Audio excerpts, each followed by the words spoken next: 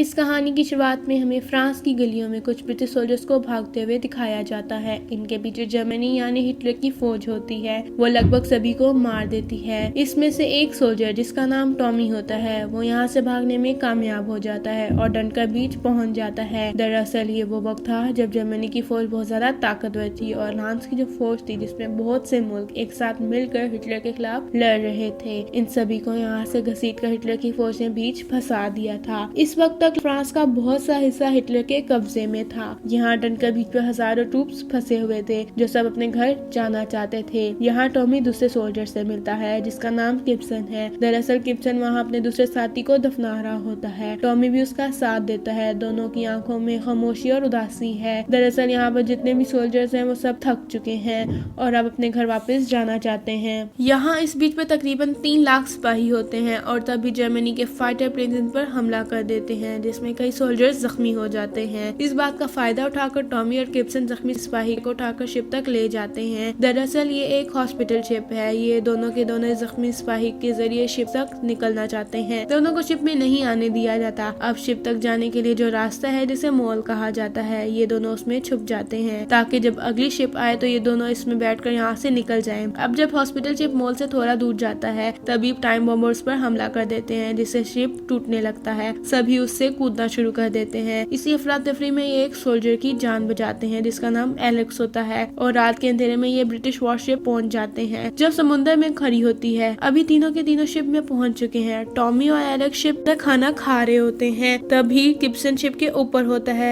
इसी वक्त पानी के अंदर से इनकी शिप पर हमला हो जाता है। अब ये शिप भी डूबने लगता है। टॉमी और एलेक्स फंस चुके हैं तभी वहाँ किप्सन पहुंच जाता है और वो दरवाजा खोलकर उन दोनों को डूबने से बचा लेता है। इसी के बाद तीनों के तीनों समुद्र के किनारे पहुंचकर अपनी जान बचा लेते हैं। ये तीनों के तीनों मायूस हो चुके हैं। ये समझ चुके हैं कि ये चाहे जितनी भी कोशिश कर लें लेकिन अब डनकर से नहीं निकल सकते। यहाँ से निकलना लगभग नामुमकिन है। वहीं दूसरी तरफ हमें इंग्लैंड दिखाया जाता है जहाँ पर इंग्लैंड का वजीर आजम हर एक से दरख्वास्त कर रहा होता है कि तुम्हारे पास जितनी भी प्राइवेट बोट्स हैं वो सब की सब फौजियों को दे दी जाएं क्योंकि हमारे बहुत से सिपाही डनकर बीच फंसे हुए हैं जिसका किनारा बहुत ज्यादा गहरा नहीं है। वहाँ पर बड़ी बड़ी शिप्स नहीं जा सकती इसलिए हमें आपकी छोटी छोटी बोट्स की जरूरत है। लोग नेवी को अपनी बहुत सी बोट्स दे देते हैं लेकिन यहाँ पर एक आदमी होता है जिसका नाम टोसन होता है। वो नेवी को अपनी बोट ना देकर अपने बेटे पीटर के साथ खुद ही डनकर की तरफ निकल पड़ता है ताकि वहाँ से फंसे हुए सोल्जर्स को निकाल कर ला सके। जब वो बीच समुद्र पहुँचता है तो वो देखता है वहाँ पर एक शिप का मलबा है जिस पर एक सोल्जर फंसा हुआ है। ये उस सोल्जर को बचाकर अपनी बोट पर ले आता है। ये सोल्जर पूरी तरह से सदमे में होता है। दरअसल ये किसी तरह डनकर से बचकर भाग रहा था पर इनकी शिप डूब गया और जब इस सोल्जर को पता चलता है कि डनकर जा रहे हैं तो वो पूरी तरह से डर जाता है। वो उनसे कहता है कि तुम लोग वहाँ मत जाओ। अगर तुम लोग वहाँ गए तो जिंदा वापस नहीं आओगे। मैं सिर्फ अपने घर जाना चाहता हूँ। लेकिन टॉनसन और उसका बेटा पीटर हार नहीं मानना चाहते। वो डनकर जाकर अपने साथियों की जान बचाना चाहते हैं। इनके साथ एक लड़का होता है जिसका नाम जॉर्ज होता है। अब जिस सोल्जर की इन्होंने जान बचाई थी वो पूरी तरह से डर जाता है। वो उनकी बोट का कंट्रोल अपने हाथों में लेना चाहता है इसलिए जॉर्ज और उसके बीच में लड़ाई शुरू हो जाती है जिसकी वजह से जॉर्ज के सर पे बहुत गहरी चोट आ जाती है। पीटर उसे संभालता है, उसके सर पर पट्टी कर देता है। अब पीटर को पता चलता है कि जॉर्ज को दिखना बंद हो गया है क्योंकि उसके सर पर बहुत गहरी चोट आई है लेकिन जॉर्ज को इस बात का कोई गम नहीं होता। जॉर्ज हमेशा के लिए एक ऐसा काम करना चाहता था जिससे इसकी पिक्चर अखबार में आए और इसकी टीचर और सब दोस्त देखें कि जॉर्ज कितना बहादुर है।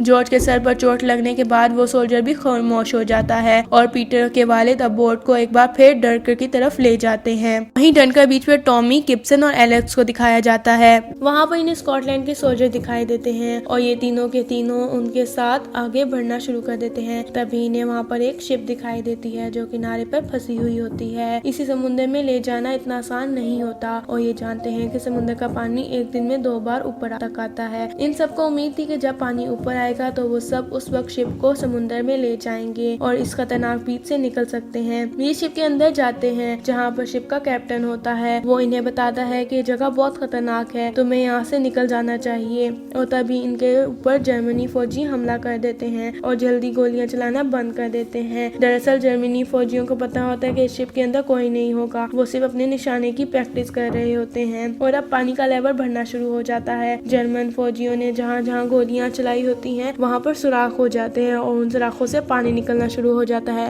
और ये सब अच्छी तरह जानते हैं कि अगर पानी तो इसी तरह ऊपर आता रहा तो ये जल्द ही डूब जाएंगे और ना ही ये तैरकर बाहर निकल सकते हैं। और ये अब आपस में डिस्कशन शुरू कर देते हैं। गिब्सन कुछ भी नहीं बोलता।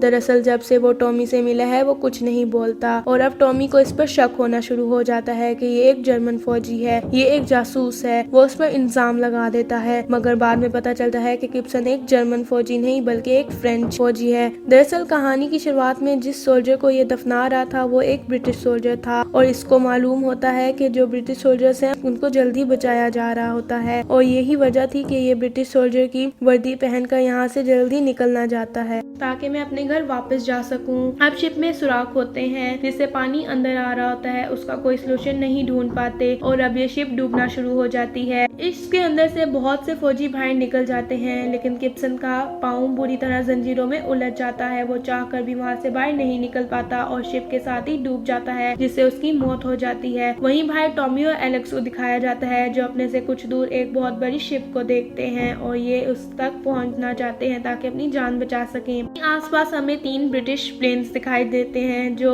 डनकर्क की तरफ बढ़ रहे होते हैं ताकि जर्मनी के प्लेन्स को नीचे गिरा सके जो उनके ऊपर हमला कर रहे होते हैं। तीनों के तीनों फाइटर प्लेन जर्मन के फाइटर प्लेन्स पर हमला कर देते हैं। इनका जो कैप्टन होता है उसका प्लेन सबसे पहले क्रैश हो जाता है और आसमान पे सिर्फ 2 ही प्लेन्स रहते हैं। इसमें से एक फेरियर पायलट का होता है लेकिन फेरियर का जो प्लेन होता है उसका फ्यूल केज बहुत जल्द ही टूट जाता है, इसलिए उसको पता नहीं चलता कि कब उसका फ्यूल खत्म हो चुका है। उसको इस बात का बहुत ध्यान रखना पड़ता है। अब ये दोनों के दोनों जर्मनी के प्लेन से लड़ रहे होते हैं। बहुत जल्दी एक बॉम्ब को नीचे गिरा देते हैं। फिर साथ ही यहाँ एक ब्रिटिश का फाइटर प्लेन भी क्रैश हो जाता है और जिस जगह वो क्रैश होता है वहाँ मिस्टर टॉनसन की बोट नजदीक होती है। वो इस प्लेन को क्रैश होते हुए देख लेते हैं। इसका जो पायलट होता है वो अंदर फंस चुका होता है, वो चाहकर भी अपने प्लेन से बाहर नहीं निकल सकता। तभी मिस्टर टॉनसन अपनी बोट लेकर वहाँ पहुँच जाते हैं और उस पायलट की जान बचा लेते हैं और इसके बाद ये दोबारा से डनकर्क की तरफ निकल पड़ते हैं। आसमान में ब्रिटिश का सिर्फ एक ही प्लेन है जिसका फेरियर चला रहे हैं। लगातार जर्मनी के फाइटर प्लेन पर हमला कर रहे हैं। वहीं पानी के अंदर टॉमी और एलेक्स को दिखाया जाता है जो बड़ी शिप की तरफ बढ़ रहे होते हैं कि तभी जर्मनी के फाइटर प्लेन उस पर बॉम्ब गिरा देते हैं। वो भी टूटने लगती है और उनकी उम्मीद फिर टूट जाती है। लेकिन तभी मिस्टर टॉनसन अपने बेटे के साथ यहाँ इस बीच तक पहुँच जाते हैं और वो बहुत सारे सोल्जर्स की जान बचा लेते हैं लेकिन वो इस शिप के करीब नहीं जाते जो डूब चुकी होती है क्योंकि इसका बहुत सारा ऑयल पानी में तैर रहा होता है और वैसे भी इनकी पूरी बोट भर चुकी है जिसमें टॉमी और एलेक्स भी हैं। मिस्टर टॉनसन ने यहाँ पर कई सोल्जर्स की जान बचाई है। साथ ही मिस्टर टॉनसन की तरह यहाँ और भी बोट्स आ जाती हैं जो बाकी सोल्जर्स की जान बचाने लगती हैं। वहाँ आसमान पर हमें फेरियर को दिखाया जाता है जो जर्मनी फाइटर प्लेन के खिलाफ लड़ रहा होता है और एक एक कर लगभग सभी को नीचे गिरा देता है जिस वजह से मिस्टर टॉनसन और उन जैसी बाकी बोट्स पर जर्मन बॉम्ब्स नहीं गिरा सकते। इस तरह कई सोल्जर्स की जान बचाई जाती है। लेकिन मिस्टर टॉनसन की बोट में जो जॉर्ज नाम का लड़का था जिसके सर पर चोट लगी थी और इसने अपनी आंखों की रोशनी खो दी थी, अब इसकी मौत हो चुकी थी लेकिन इस सोल्जर को नहीं बताया जाता जिसकी वजह से इसके सर पर चोट लगी थी क्योंकि मिस्टर टॉनसन उनका बेटा पीटर जानते हैं कि इस सोल्जर ने ये जानबूझकर नहीं किया था। दरअसल वो डरा हुआ था, वो अपनी जान बचाने के लिए ये सब कुछ कर रहा था। अगर उसको ये बात पता चलती है तो वो जिंदगी भर सदमे से नहीं निकल पाएगा। फेरियर का जो प्लेन था जिसका पेट्रोल पूरी तरह से खत्म हो जाता है वो बीच किनारे पर आकर क्रैश हो जाता है। फेरियर अपने प्लेन को जला देते हैं और इसके बाद जर्मनी फौजियों ने गिरफ्तार कर लेते हैं। वहाँ डनकर्क से 3 लाख सोल्जर्स को बचाया जाता है लेकिन अब भी यहाँ पर कमांडर रुक जाते हैं क्योंकि यहाँ पर फ्रेंच सोल्जर्स भी हैं जिनकी जान वो बचाना चाहते हैं। वहीं सभी सोल्जर्स को इंग्लैंड वापस पहुँचाया जाता है जहाँ पर सब उनका इस्तकबाल करते हैं क्योंकि वो अपनी जान पर खेल कर वहाँ से बचकर वापस आए होते हैं। हर कोई उन्हें सल्यूट करता है। तभी टॉमी चार्ली का एक स्टेटमेंट पढ़ता है जहाँ पे उसने कहा होता है कि हमने 45 सोल्जर की बचने की उम्मीद की थी लेकिन सिर्फ 3 लाख को बचा कर लाए हैं। हमारा मिशन सक्सेसफुल हो गया है। वहीं पीटर को दिखाया जाता है जो जॉर्ज की कहानी मीडिया में सबको बताता है और उसकी पूरी कहानी अखबार में छपती है और उसकी पिक्चर भी अखबार में छपती है जो हमेशा से जॉर्ज का ख्वाब था। और इसी के साथ ये मूवी यहाँ पे एंड हो जाती है। Thank you so much for watching.